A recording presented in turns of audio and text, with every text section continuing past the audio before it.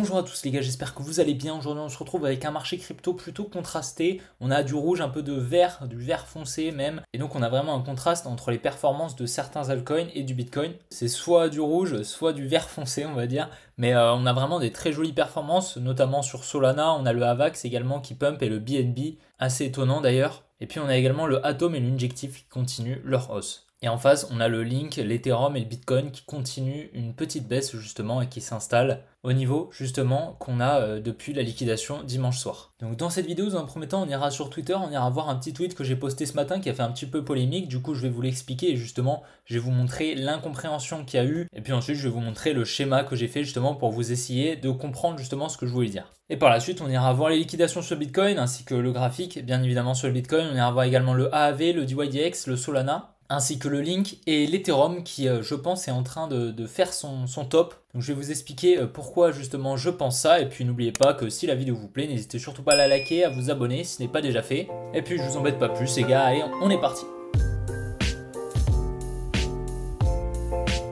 Et donc voilà, donc ce matin je vous ai posté un petit tweet vous partageant justement ce schéma donc, que beaucoup connaissent. Et justement ce schéma c'est la psychologie des cycles de marché, d'accord. Et donc on a un graphique ici qui n'est pas très pertinent, mais c'est surtout pour la psychologie en fait, hein, que ce graphique est fait. Bien évidemment tous les bottoms ne se passent pas comme ça, bien évidemment, sinon on serait tous riches. Et donc je vous disais qu'on n'avait pas encore atteint la phase de dépression et de disbelief justement sur le cycle du marché du Bitcoin. Et je tiens toujours cette position bien évidemment, mais là où il y a eu une incompréhension en fait, c'est en fait les gens se sont trop focus justement sur ce graphique et ont vu juste que la dépression c'était au moment où on avait le bottom. D'accord, je sais que le bottom du Bitcoin est posé, j'ai une analyse d'ailleurs qui est extrêmement fondée là-dessus que je vous ai partagé sur Twitter d'ailleurs dans les tweets marquants si vous souhaitez aller la voir. C'est un gros thread qui justement vous explique pourquoi le bottom des 15 000 $ est posé et qu'on n'ira jamais en dessous justement. Et donc en fait, ce graphique, comme le titre le dit très bien, c'est la psychologie des cycles de marché. D'accord, c'est pas la psychologie des cycles de marché en fonction du prix. D'accord. Ce qu'il faut voir surtout, c'est qu'ici on commence la baisse, on a un début d'anxiété, on est dans le déni, on a un début de panique, capitulation, ensuite un début d'énervement quand on est en train de ranger un petit peu et que c'est lent, etc. Et puis ensuite on commence la hausse et puis ensuite on a eu de nouveau une baisse et donc les gens tombent en dépression et puis ensuite lorsqu'on est vraiment sur un marché qui est au fond du trou, on commence une hausse et justement là c'est le disbelief et au final les gens ils shortent alors qu'on est en train de monter. C'est justement ça qu'on va rechercher justement dans la seconde phase du pré-bull run, évidemment la phase où on n'est pas encore, la phase qu'on aura je pense dans les prochains mois. Et donc en fait ça a été très mal compris dans les commentaires et je pensais pas que les gens allaient rester focus justement comme ça sur le prix et je l'ai vu, il y en a beaucoup des gens qui même m'insultaient et en fait ça me prouve justement que ces gens en général ne sont pas éduqués forcément dans la finance et c'est parfois même des gens qui n'y connaissent pas grand chose et qui sont juste permaboule, ils n'ont pas envie qu'un scénario baissier arrive. Mais bien évidemment, je pense qu'il y a quand même eu un quiproquo et c'est peut-être pas le meilleur graphique ou alors j'aurais dû préciser justement que je prenais pas en compte le prix, donc toutes les bougies qu'ils partagent parce que ce graphique n'est pas fait pour ça, d'accord. Si tous les bottoms se faisaient comme ça, d'accord, avec exactement une baisse, ensuite une nouvelle baisse en dessous, puis une nouvelle baisse en dessous, je pense qu'on connaît tous ce graphique, on serait donc tous riches. Non, pas du tout, ce graphique, il est fait justement pour partager les phases de psychologie des particuliers et des intervenants qu'il y a sur le marché suite aux différents mouvements. D'accord, mais ça veut pas dire que le bottom n'est pas posé. Et c'est ça vraiment qui n'a pas été compris. Donc justement, pour justement corriger le tir, on va dire, sachant que je pense qu'il y a eu un petit quiproquo, je vous ai fait un schéma justement explicatif avec un titre explicite et justement le schéma en fonction du prix du Bitcoin. Donc j'ai pris littéralement le prix du Bitcoin, j'ai copié-collé une petite droite et donc on a ici la chute d'FTX et donc je vous ai mis pour moi tous les schémas de psychologie qu'on a eu durant le pré-bull run. Et je vous ai mis ici la dépression qu'on aurait donc si on entame une grosse baisse qui assure de deux supports, d'accord. Donc premier support, bon, petit doute, est-ce qu'on va descendre en dessous des 25 000? Dernier arrêt les 25 000, si on casse les 25 000 ça sent pas bon, on casse les 25 000, bon qu'est-ce qu'ils vont faire? Ils vont vendre, d'accord. Nous on va venir les liquider, on va utiliser justement toute cette contrepartie en vente justement pour que la smart money elle puisse se placer. Et ensuite, on va entamer une petite hausse. Et puis les gens, étant donné qu'on a cassé un gros support, les gens penseront qu'on est toujours riche et qu'on va descendre encore un petit peu plus bas. Personnellement, c'est mon scénario, bien évidemment, vous le savez peut-être, hein, ça fait un moment que je le partage. Maintenant, le plus compliqué, ça va être de trouver le timing pour justement cette baisse et le top justement du Bitcoin pour le pré-bull run qu'on a eu. Donc là, en lower time frame, comme je vous l'ai mis ici, on a un petit double top qui a permis à beaucoup d'intervenants de rentrer en short. Et on pourra aller le voir hein, sur les liquidations, je vous l'ai montré hier, mais du coup, il y a énormément de gens qui sont rentrés en short à cet endroit. Et on a beaucoup de stop loss, donc de la liquidité acheteuse qui permettrait donc à la smart money en face de se placer en vente. Et également de prendre des profits bien sûr. Donc c'est un graphique assez intéressant si vous le souhaitez l'avoir justement, l'enregistrer peut-être, vous pouvez aller directement sur mon compte Twitter. C'est donc un de mes derniers tweets, vous ne devriez pas galérer justement pour le retrouver. Mais donc honnêtement, je pense que c'est extrêmement pertinent comme scénario, je pense. Comme vous le savez peut-être, on n'a pas vécu de baisse majeure depuis le bottom, donc l'énervement, ce que j'appellerais l'énervement en termes de psychologie de marché. La chute FTX, hein, donc peut-être un énervement en SBF, bon bah voilà, t'as fait de la merde avec ton entreprise et ça se répercute sur nous, voilà, on est énervé, vous voyez ce que je veux dire. Mais donc honnêtement, je pense pas qu'on a eu les deux phases de dépression et de disbelief justement, parce que ça fait un an justement que les investisseurs sont tous quasiment positifs. Et la majorité des investisseurs se sont placés ici dans le range qui a duré plus de 6 mois. Donc si on vient en dessous les mettre en négatif, je vous assure que ça va sell très très fort. Les émotions vont prendre le dessus. Et donc justement, c'est pour ça qu'on essaye d'anticiper ce genre de mouvement pour justement qu'on soit préparé à ça et que justement les émotions ne prennent pas le dessus justement sur nos décisions. C'est la hantise de chaque investisseur. Si les émotions commencent à prendre le dessus, vous êtes sûr que vous n'allez pas être profitable et que vous allez perdre de l'argent tout simplement. Vous allez acheter au top et vous allez vendre au bottom. C'est ce que la majorité fait. Et croyez-moi ou pas, hein, là où il y a eu le plus de ventes, c'était il y a un an sur la chute d'FTX. Et là où il y a eu le plus d'achats, c'était aux 69 000 $ au top du Bitcoin. Vous pourrez aller regarder justement hein, sur des sites comme CoinGlass qui justement répertorient très bien des jolis graphiques justement expliquant ça. Et je comprends hein, qu'il y en ait beaucoup qui ne soient pas d'accord parce que bien évidemment ça ne plaît pas. Et voilà, je peux comprendre, tout le monde est en profit, c'est magnifique, tout le monde pense que le bull run est parti. Et comme je le dis également hein, dans le tweet, même s'il y a les ETF, c'est pas différent. Au contraire, je pense que justement c'est tellement pareil et les gens se sont tellement mis dans la tête que c'était différent parce qu'il y avait les ETF que justement ça va être pire. Je pense clairement que ça va être pire. Parce que les institutions qui vont rentrer, BlackRock, tout ça, c'est des mecs qui sont présents sur les autres marchés, qui sont clairement pas là pour vous gagner, qui sont là justement pour qui se placent eux en fait tout simplement. Faut surtout pas les voir comme des sauveurs. Eux, ils vont être là pour vous bouffer, les gars. Donc, on va falloir anticiper leurs mouvements justement pour essayer de rentrer en même temps qu'eux et au contraire ne pas servir de contrepartie comme beaucoup le feront. Croyez-moi, moi justement, j'adore. Hein, c'est super, on va avoir des ETF, mais je suis beaucoup plus méfiant à ce genre de news plutôt que d'être tout content à me dire que le Bitcoin va aller à 100K. Au contraire, vraiment, je suis de plus en plus méfiant, me disant justement que bon bah c'est pas pour rien qu'il y a une euphorie pareille autour des ETF, bien évidemment, que rien n'est fait au hasard. Les médias sont contrôlés justement par cette smart money et par ces institutions. Donc si justement on en entend tant parler, clairement pas pour rien. Et comme vous avez pu le voir récemment, d'ailleurs, Bloomberg a sorti un article disant que le Bitcoin va justement en direction des 500 000 $. Et je ne l'invente pas, vous pourrez aller voir sur Google. Monsieur Bloomberg, c'est pas n'importe qui, c'est l'ancien maire de New York qui a travaillé dans la finance et qui est très très proche de Larry Fink et tout ça. Et c'est aussi donc le patron d'un journal appelé Bloomberg, un journal financier qui justement regroupe énormément de retail, de dumb money justement. Et donc ce genre de titre incite la dumb money à se placer en achat et donc la smart money en face vend, prend des profits, effectue des mitigations.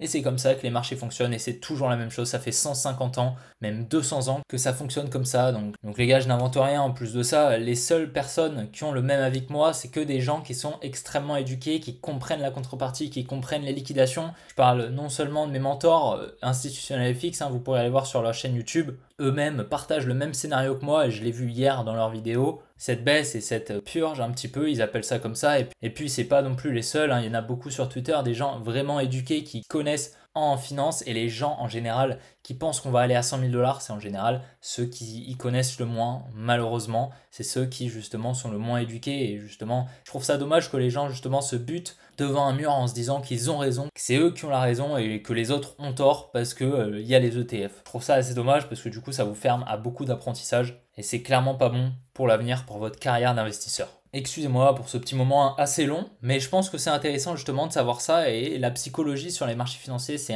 une des choses les plus importantes. Je pense qu'on n'est pas dans un marché sain actuellement et qu'on va assister à une baisse dans les prochains mois. Maintenant, le timing va être le plus compliqué. Est-ce que ce sera pendant la récession mi-2024 ou est-ce que ce sera début janvier, lors peut-être d'un refus des ETF? Tout le monde s'attend à ce que ce soit accepté en janvier. Peut-être qu'on aura un refus et là, ça fera peut-être de... Ou peut-être également, comme vous le savez peut-être, les USA ont actuellement accès aux ordinateurs de Binance. Et sachez que Binance a accès à tous les flux sur les cryptos. Tout passe par eux. Donc s'ils trouvent quelque chose sur le réseau Tron, sur Binance ou sur d'autres exchanges, d'autres personnes importantes justement de l'écosystème, je vous assure que la SEC peut vraiment faire très très mal. Et ça peut réellement se ressentir sur les marchés. Bien évidemment, ils ne tueront pas le Bitcoin. Mais donc voilà, sachez qu'il y aura probablement une news dans les prochains mois qui fera dump le Bitcoin. Ça peut être la récession qu'on attend et qui arrivera avec des probabilités proches de 100%. Mais donc voilà, on retourne sur les graphiques les gars, je sais que vous l'attendez, mais j'espère que ce petit moment vous aura intéressé. Allez, on est parti. Et donc actuellement sur le Bitcoin, donc comme vous pouvez le voir sur le contrat spot, on est au final revenu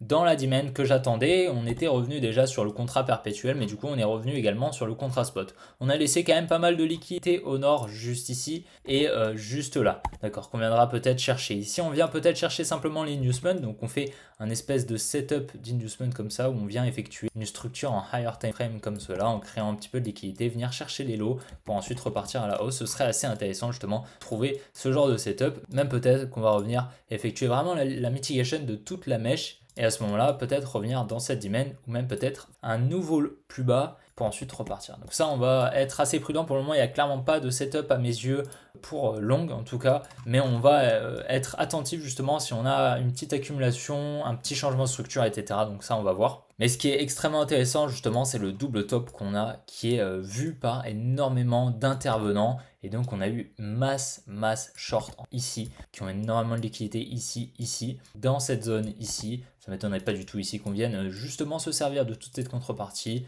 bien les liquider pour ensuite peut-être repartir. Ou même ce qui serait extrêmement intéressant, faire un petit truc comme ça, repartir à la baisse. Ce serait extrêmement intéressant, on va voir, mais on est clairement dans une dimension assez intéressante en 2D, si on peut voir peut-être en 2 jours. Donc on est vraiment sur cette supply juste là, je crois que j'ai dit demand, mais non je voulais dire supply.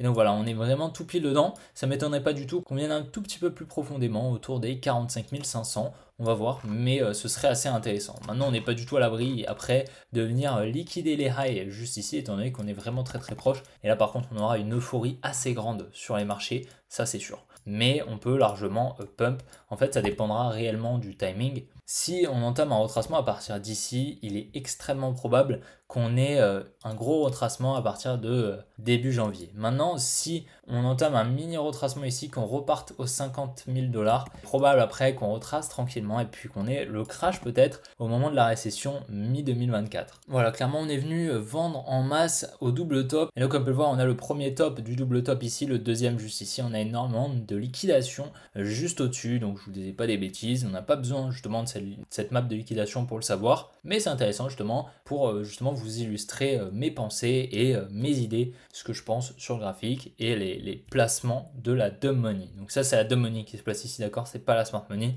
clairement. Donc le double top c'est une figure chartiste comme vous le savez peut-être, donc ça consiste à faire un double top et c'est un mouvement qui est très souvent liquidé. Donc on va faire le double top puis on va liquider, chercher justement les highs, toutes les liquidités qu'on a juste là. Et en fait ça permettrait juste d'effectuer un petit retracement et on va peut-être pousser encore un petit peu plus haut. Maintenant, comme vous pouvez le voir, on a énormément de liquidation au sud, ça ne bouge pas, elle ne bouge pas, elle ne s'envole pas étonnamment. Mais donc voilà, il y en a vraiment beaucoup. Si on commence un petit retracement, on aura probablement un petit rebond autour des 31 000 $ pour ensuite repartir. Probablement à la baisse, on verra en tout cas, mais clairement on a beaucoup de liquidation et il ne faut pas l'oublier. Et sur 7 jours, on a un delta qui s'est inversé encore. On est encore sur un delta assez bullish avec vraiment beaucoup de liquidation au nord en short justement et on a pas mal liquidé au sud sur 7 jours. On est à plus de 2,2 milliards en liquidation short. C'est quand même pas rien, ça fait vraiment longtemps qu'on n'a pas vu ça. Donc c'est cool, ça montre un petit peu que bon bah voilà, ça peut changer à court terme quand même. Et donc ce serait intéressant peut-être de venir les chercher. Sur Ethereum, le setup qu'on a eu, vraiment on dirait un top de marché.